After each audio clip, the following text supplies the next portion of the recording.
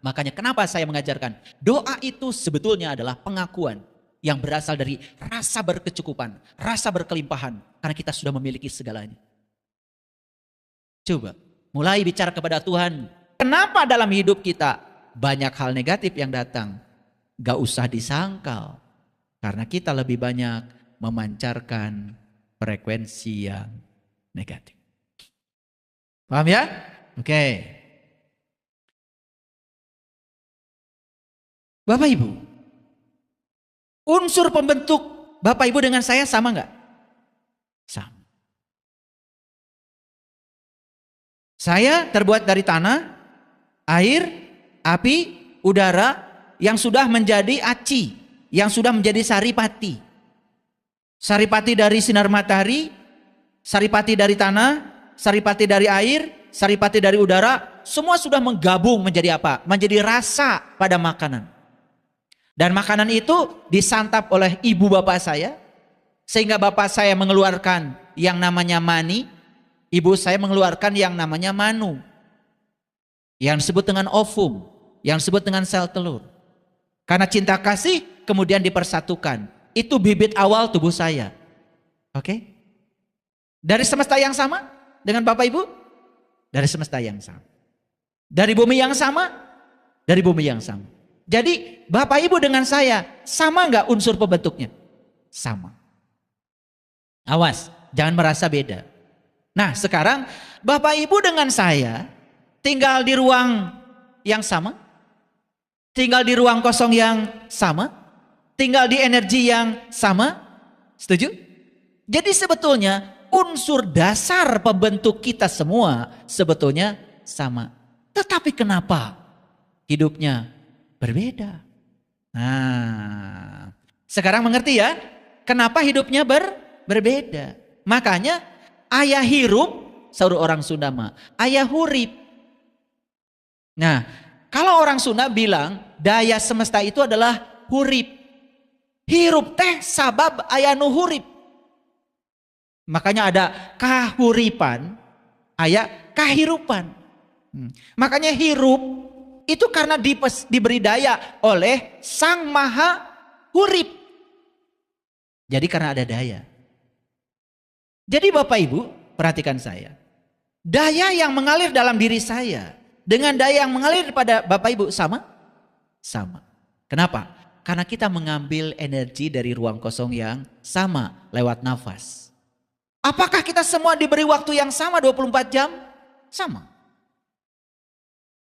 Nah, terus yang membedakan kita apa sebetulnya? Apa yang membedakan?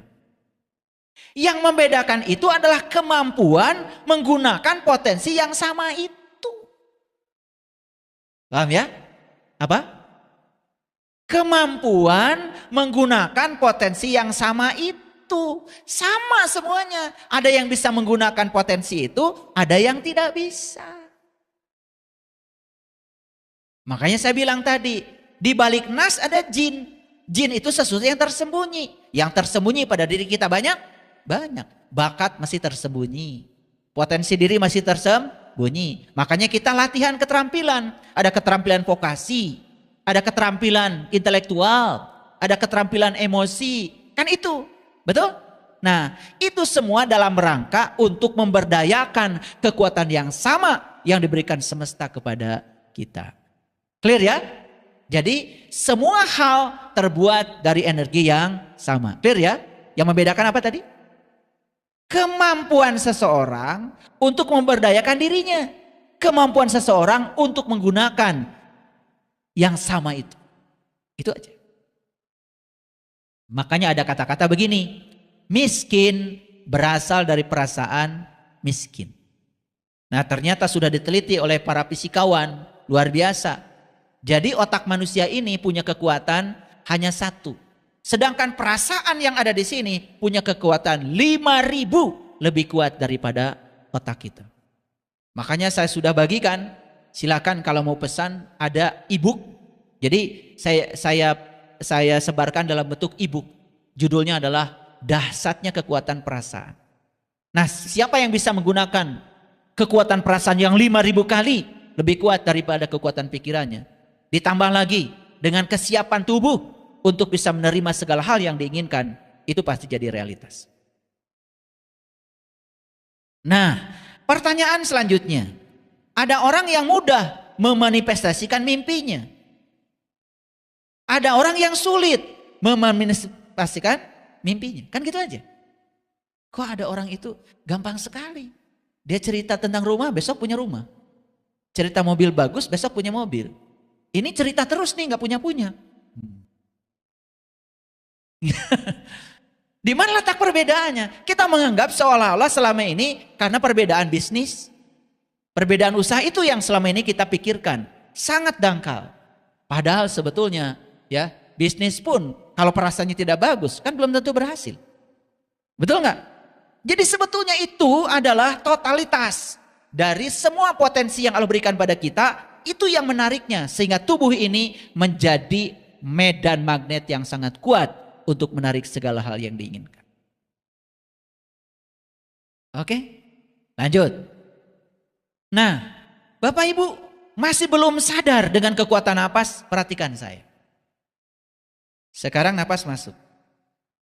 Saat napas masuk, napas ini energi loh. Napas ini sang hidup loh. Napas ini adalah kahuripan. Napas ini adalah daya semesta yang memberikan kehidupan. Nah, ketika napas masuk, dia tinggal beberapa saat di tubuh kita. Saat tinggal beberapa saat di sini Bapak Ibu, apa yang terjadi? Dia merekam semua yang sedang terjadi di ruang cipta dan perasaan kita. Makanya saat napas keluar ke ruang ini, dia sudah membawa seluruh rekaman di ruang cipta ini dengan napas yang dibawa keluar. Kebayang gak Bapak Ibu? Bapak Ibu di ruang ciptanya sedang memikirkan keburukan orang. Direkam tuh sama napas. Nah tadi saya sampaikan, sedangkan yang namanya pikiran itu adalah energi. Ulangi, setiap energi akan memenuhi hukum kekekalan energi. Pernah dengar hukum kekekalan energi? Ya saya sampaikan, barangkali lupa ya. Pernah belajar IPA dulu waktu SD? SD-nya di mana sih? Bingung saya. Belajar IPA gak jelas, belajar agama apalagi. Kerjanya cuma nyalahin orang aja. Lihat saya semua. Hukum kekekalan energi berbunyi, energi itu tidak bisa diciptakan. Tidak bisa dimusnahkan. Awas ya, tidak bisa dimusnahkan. Energi itu hanya berubah bentuk dari satu bentuk ke bentuk yang lain. Contoh, energi listrik gak bisa dimusnahkan. Hanya berubah bentuk menjadi cahaya, menjadi gerak. Sekarang jadi mobil tuh, listrik. Jadi kipas angin bisa bergerak. Ya, jadi gerakan blender di dapur untuk melembutkan bumbu.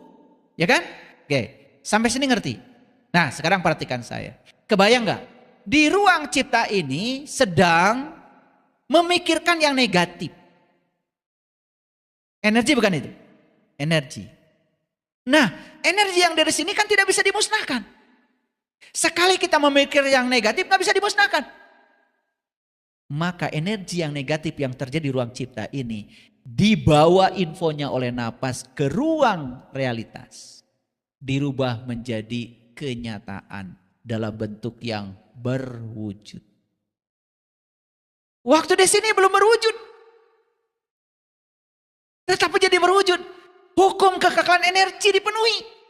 Karena apapun yang terbesit di sini sebagai energi negatif tidak bisa dimusnahkan. Kebayang gak Bapak Ibu ya? Tiap hari mikir apa?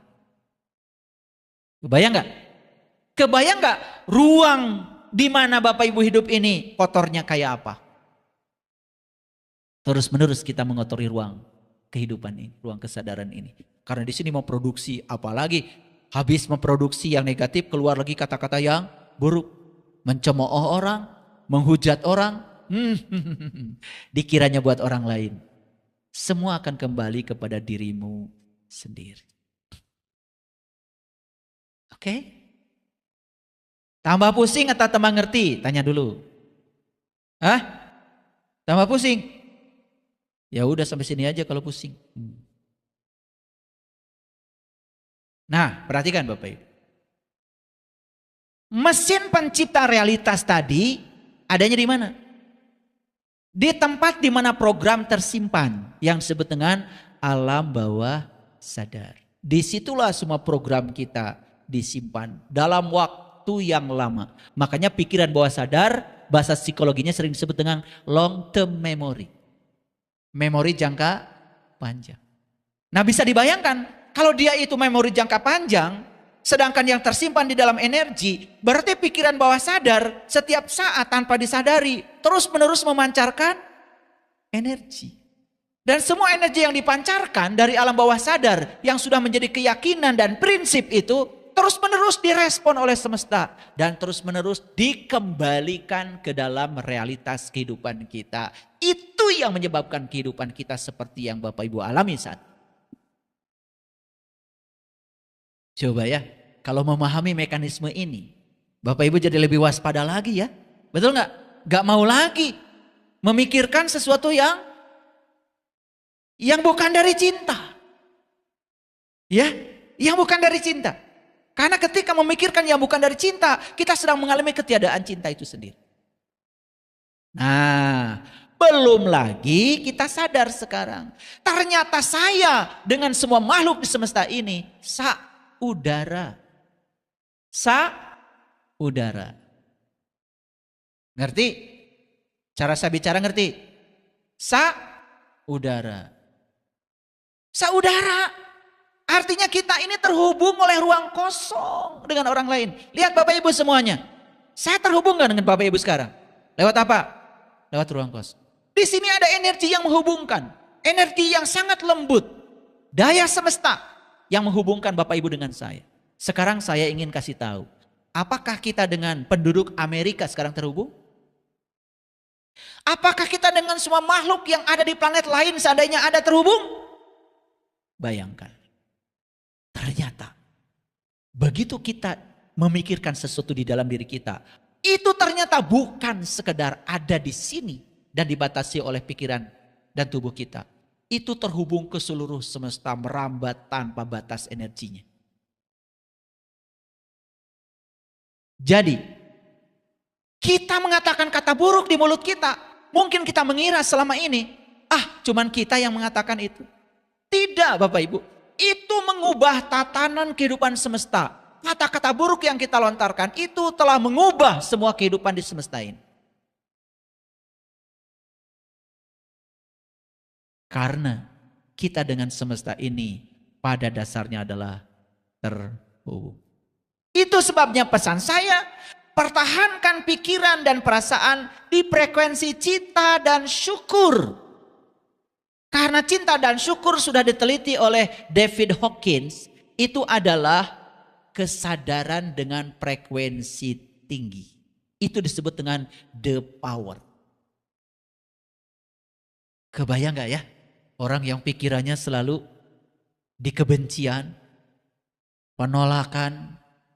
Kebayang gak seperti apa? Lihat. Dia terjebak di siklus yang diciptakan oleh dirinya sendiri. Terus menerus. Itulah neraka.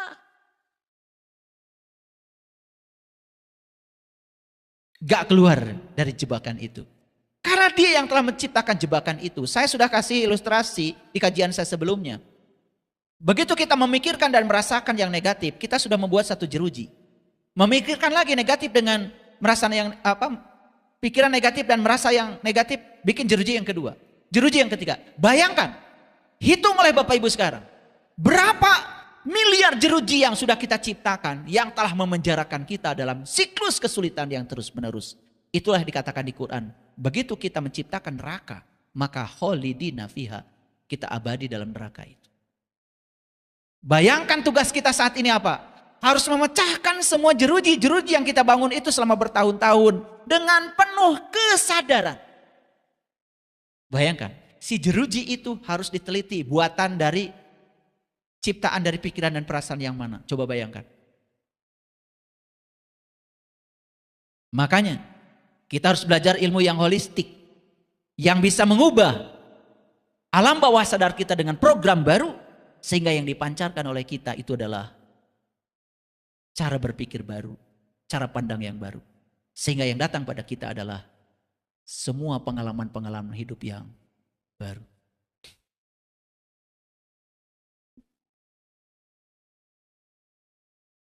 Pertahankan supaya pikiran dan perasaan tidak memancarkan frekuensi kekurangan, tetapi frekuensi keberlimpahan, frekuensi kebercukupan. Contoh sederhana Bapak Ibu. Pernah Bapak Ibu cerita kekurangan pada orang lain? Pernah cerita kesusahan pada orang lain? Pernah apa sering? Kita tidak sadar bahwa kita sedang memancarkan frekuensi kekurangan itu untuk menarik kekurangan yang lebih besar lagi. Kan yang terjadi begitu, terus kekurangan. Kita berada di siklus yang sama. Makanya kenapa saya mengajarkan doa itu sebetulnya adalah pengakuan yang berasal dari rasa berkecukupan, rasa berkelimpahan. Karena kita sudah memiliki segalanya. Coba mulai bicara kepada Tuhan. Tuhan, terima kasih atas tubuh yang luar biasa ini. Terima kasih atas napas yang luar biasa ini. Terima kasih atas tangan yang luar biasa ini. Terima kasih atas semua anggota tubuh yang luar biasa ini. Berterima kasih aja terus. Akui semua berkah yang diberikan olehnya. Itulah doa yang benar. Itu doa yang kuat. Setelah itu, lakukan penyerahan. Karena kita percaya. Karena rencananya jauh lebih besar dari rencana kita. Jauh lebih besar daripada keinginan-keinginan kita. Bapak Ibu. Jadi tugas Bapak Ibu sekarang apa? Kirimkan terus signal-signal frekuensi tinggi ke semesta. Bisa melalui meditasi. Bisa melalui visualisasi, terserah caranya. Kirimkan cetak energi baru melalui pikiran. Terutama melalui pikiran bawah sadar. Kemana? Ke medan kuantum ini. Karena semua akan direspon. Saat kita bisa menggabungkan meditasi, visualisasi, pernapasan dalam, untuk menciptakan diri kita sebagai mercusuar energi, maka diri kita menjadi sebuah mercusuar yang terus-menerus memancarkan energi. Sekalipun kita sedang tidur, pancaran energi itu terus jalan. Bayangkan ya, keberlimpahan seperti apa yang akan datang kepada kita. Saya sering bergurau, kalau makanan saja menjauh dari kita, makanan saja tidak mau menyatu dengan tubuh kita, ada yang salah. Harusnya makanan di semesta ini berjubel, datang pada kita. Ikan ingin menyatu dengan tubuh kita. Beras ingin menyatu dengan tubuh kita. Jagung ingin menyatu dengan tubuh kita. Dia ingin tinggal di tubuh ini. Karena apa? Ingin berada di kesadaran kita. Maaf Bapak Ibu. Kalau kita hidup, hanya mempertahankan hidup, tidak akan berkembang. Perhatikan hari ini. Banyak sekali orang yang hari ini hanya sedang berjuang bagaimana dia supaya bisa hidup. Hari ini dia sedang berjuang supaya dia tetap hidup dengan cara mempertahankan hidup. Boro-boro memikirkan pengembangan diri. Bapak Ibu yang ada di sini harus bersyukur. Diberi keberkecukupan oleh Allah. Sehingga bisa mendengarkan kajian ini. Bayangkan sekarang yang sedang bekerja, sedang nembok, sedang ngaduk, sedang itu. Sedang mencari 150.000 sehari yang akan habis hari itu juga. Dan besok harus bekerja lagi. Mungkin tidak pernah berpikir harus ada di ruangan ini untuk mengembangkan diri. Bukan saya sedang jahat dan membandingkan. Bukan. Tetapi ini adalah sesuatu yang harus kita lihat sebagai sebuah potret kehidupan. Bapak Ibu hari ini bisa mendengarkan kajian kesadaran seperti ini. Kemewahan yang luar biasa. Syukuri, nikmati. Sekarang, silakan duduk yang tenang. Duduklah yang tenang. Silakan semua yang di rumah juga mengambil posisi duduk yang bagus. Duduklah yang tenang. Silakan mau bersila.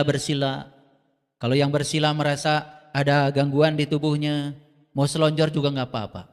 Tapi yang paling penting jangan ada bagian dari tubuh kita yang ditahan. Semuanya harus dalam keadaan rileks. Baik, sekarang tegakkan badannya. Tegakkan punggungnya, tegakkan pinggangnya.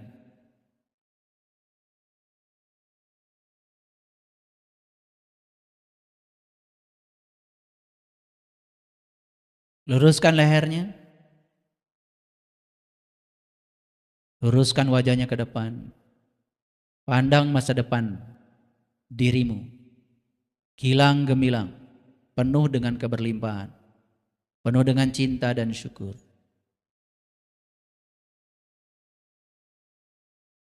Pejamkan matanya, tutup mulutnya, dan sekarang fokuskan semua kesadaran pada napas. Fokuskan semua kesadaran pada napas. Nafas bukan sekedar mengambil oksigen, bukan mempertukarkan oksigen dengan karbon dioksida. Napas berarti kita sedang menyadari keterhubungan diri kita yang di dalam dengan semesta tanpa batas. Sadari bahwa diri kita sesungguhnya adalah bagian dari semesta itu sendiri.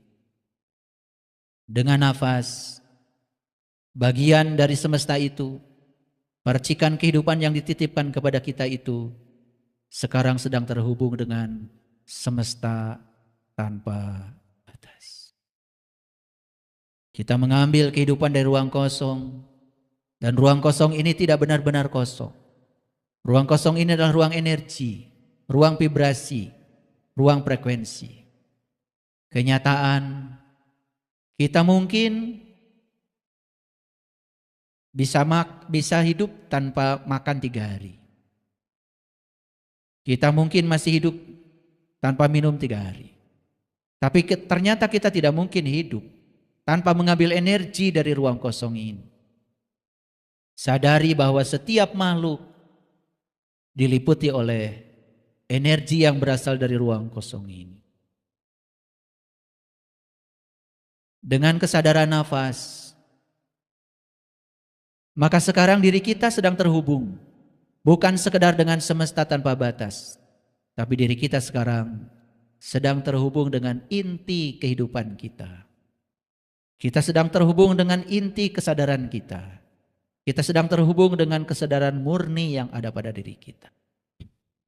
Rasakan perbedaannya. Sebelum kita menutup mata, menutup mulut dan menyadari nafas. Tadi gelombang otak kita berkecamuk di gelombang beta. Banyak sekali lintasan-lintasan pikiran yang sedang terjadi. Saat kita menyadari sepenuhnya nafas kita, menyadari masuknya, menyadari keluarnya, ternyata pikiran menjadi diam. Bahkan kita menjadi penyaksi bagi pikiran kita sendiri.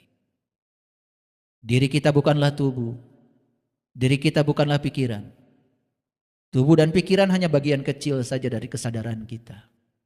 Diri kita adalah langit biru yang sedang menyaksikan datangnya awan putih dan hitam silih berganti. Diri kita adalah layar putih yang mengizinkan seluruh adegan terjadi tanpa kita terpengaruhi oleh adegan itu.